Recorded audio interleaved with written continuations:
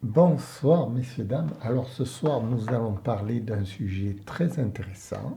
Ce sera les enfants au cinéma. Les enfants. Pourquoi les enfants? Alors nous sommes dans le cours 264 d'art dramatique avec Philou Dingo. Et je tiens à revenir sur la question des enfants au cinéma, dans la comédie plus exactement. Puisque je regardais une émission à la télévision la dernière fois où vous présentez un nouveau film et vous avez fait jouer un figurant qui était un enfant, donc il a fait venir sur le plateau de la télévision le présentant et en lui demandant si c'était sa passion de jouer la comédie et s'il voulait en faire son métier plus tard, etc. Et l'enfant, il avait déjà joué dans plusieurs films avec de grandes vedettes du cinéma. Et il semblait très très encouragé pour continuer une carrière de comédien professionnel.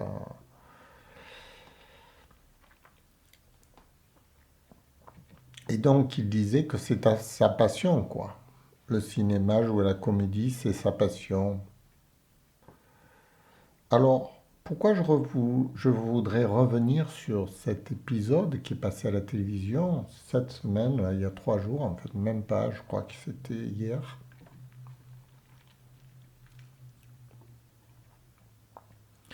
C'est pas parce que euh, je trouve cela mauvais en soi de vouloir apprendre la comédie jeune. Pourquoi pas? C'est un peu comme si vous disiez, je sais pas moi, à un enfant de faire l'armée jeune, de faire la guerre tout jeune, quoi, à 10 ans, de se préparer avec des armes, des munitions, des bombes, etc.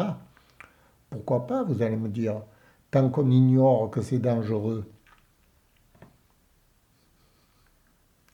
Alors j'ai trouvé ça très surprenant qu'on encourage un enfant à faire de la comédie.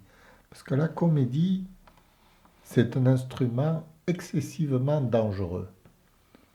Excessivement mortel. La comédie, ce n'est pas à mettre entre toutes les mains. Je désapprouve les gens qui pensent que la comédie, c'est accessible. Ce n'est pas accessible. Parce que, vous voyez, moi j'en fais depuis une trentaine d'années et il y a à peine 2 ans que je me présente devant le public. Alors que j'ai commencé dans les années 1990, j'ai écrit un petit manuel pour retracer tout mon parcours et j'explique les difficultés. Ce n'est pas des difficultés à proprement parler, c'est les pièges de la comédie. Les pièges de la comédie parce que la comédie, il faut bien comprendre une chose, c'est un monde parallèle au monde réel. Quand vous allez par exemple voir un film à la télévision, quand vous me regardez là, je suis dans un monde parallèle par rapport à vous et même par rapport à l'auteur. Moi, je suis Philou Dingo, mon auteur, Jean-Philippe Tifteyan. Quand il va se revoir à l'écran, ne peut pas dire que c'est lui, puisque lui, il est en dehors de la télévision. Ce qu'il voit à l'écran, c'est un monde parallèle.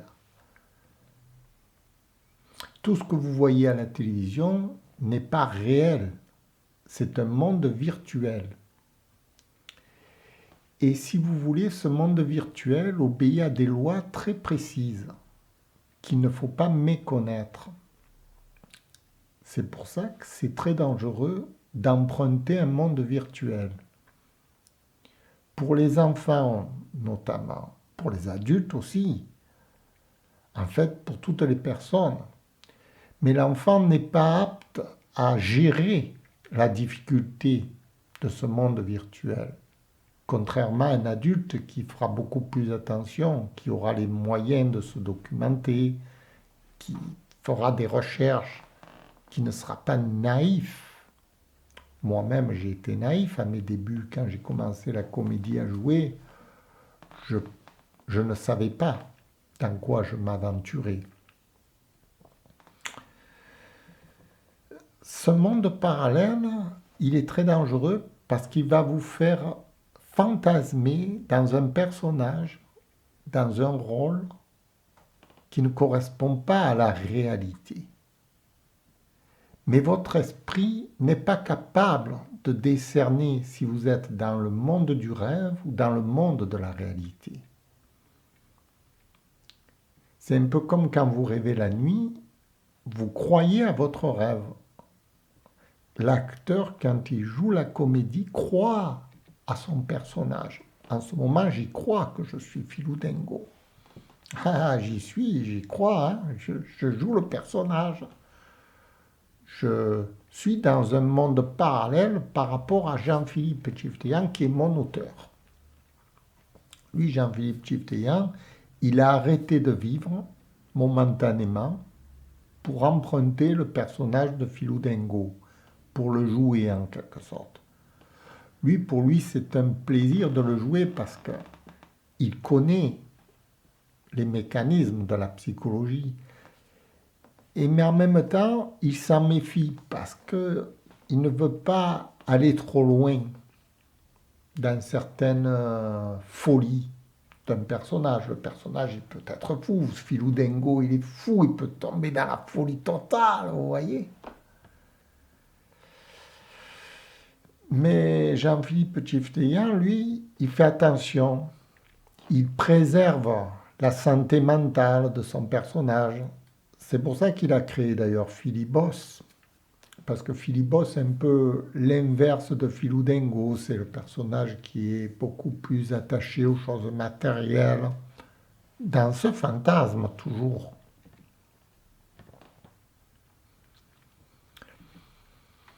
Mais il y a plusieurs personnages comme ça qui pourraient exister dans ce fantasme, toujours. Alors, j'en reviens à l'enfant, parce que l'enfant, ça me choque. Ça me choque terriblement quand on encourage les enfants à faire de la comédie. C'est mortel. Mortel pour leur santé mentale. Pourquoi? Parce qu'ils n'ont pas les armes pour se défendre contre leurs affabulations. Vous voyez, quand j'ai commencé moi-même à jouer la comédie, à interpréter le rôle d'Ivan Ivanovitch, je me suis mis dans ce monde parallèle, donc, où j'étais Ivan Ivanovitch. Ivan Ivanovitch, c'est un personnage, c'est pas Philou Dingo, Ivan Ivanovitch. C'est un personnage, comment je peux dire, dépressif, un peu malade, et qui va essayer de surmonter sa maladie mentale. Et pour surmonter sa maladie mentale, il va falloir qu'il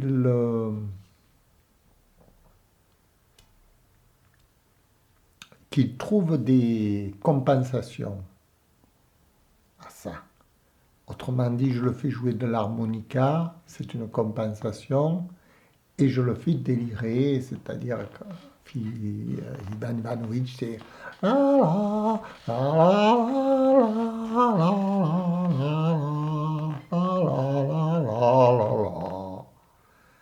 un personnage décalé.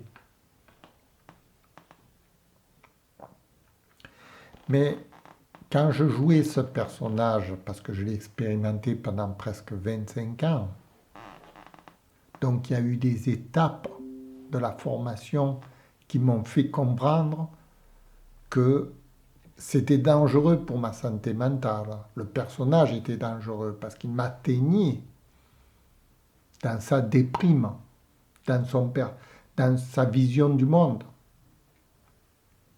Il m'a presque détruit, Ivan Ivanovitch. Je m'en suis sorti parce que j'ai joué de l'harmonica et parce que je l'ai fait délirer dans une espèce de... Et c'était ma porte de secours, parce que sinon, Ivan Ivanovitch, il vous phagocyte et puis vous devenez complètement... J'étais devenu Ivan Ivanovitch dans ma vraie vie réelle. À tel point que j'aimais la femme d'Ivan Ivanovitch. Une femme imaginaire. J'étais amoureux. Ce qui fait que j'ai jamais pu me marier. Puisque j'étais déjà amoureux d'une femme, j'étais marié déjà. Le personnage d'Ivan Ivanovitch était marié. Il avait 7 filles. J'avais plus besoin dans ma vie réelle.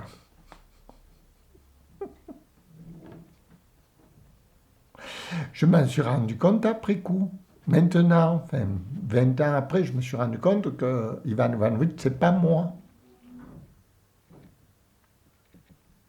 Donc, il a fallu que je me reconstruise moi, personnellement.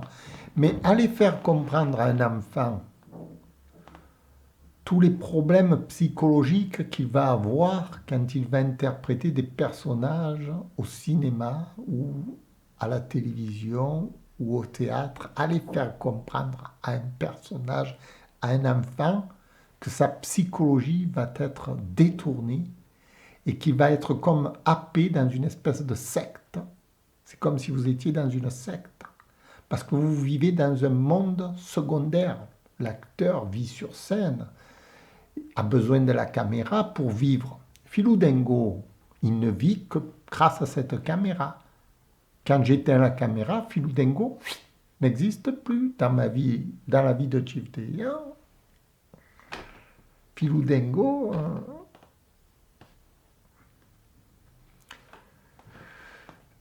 Alors, les enfants, non. C'est interdit. Strictement interdit qu'ils fassent de la comédie. Par contre, moi, j'enseignerai aux enfants les bases de la psychologie humaine, les armes qui vont leur permettre ensuite de jouer la comédie. C'est un peu les jalons. Vous voyez, c'est comme l'alphabet.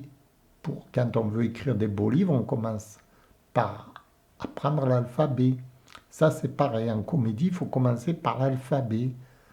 L'alphabet, c'est le sport, c'est les activités manuelles, les activités intellectuelles, tout ce qui est développement personnel. Ça, oui, un enfant, il a besoin de ça.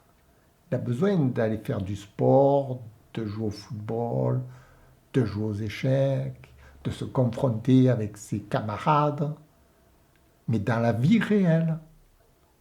Pas de le projeter immédiatement dans une vie secondaire et lui faire croire que c'est le roi du monde dans cette vie secondaire. Vous voyez un peu le danger? Ça devient des fous en puissance. Vous fabriquez un fou en fait. C'est très très dangereux. Il ne faut jamais faire ça avec un enfant. Il ne faut jamais le détourner de la vie réelle et c'est à quoi ça sert de le mettre à l'école, c'est justement parce qu'il se confronte au réel. Si vous le gardez dans un monde, dans une bulle, vous en faites un légume. Vous voyez? La comédie, c'est une bulle. Vous pouvez entrer dans cette bulle, mais il faut savoir qu'il faut en sortir le plus rapidement possible. Voilà. Écoutez, j'ai fini mon cours. C'était peut-être intéressant pour vous. J'essaye différents matériels en ce moment. Je me suis payé un nouveau micro parce que mon micro, il était devenu... Il s'est pété, quoi.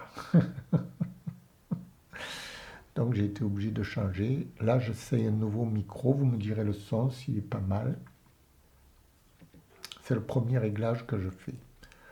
Voilà, je vous remercie d'avoir écouté. C'était la comédie et les enfants dans le cours 264 d'art dramatique, quelque chose comme ça. Merci, au revoir.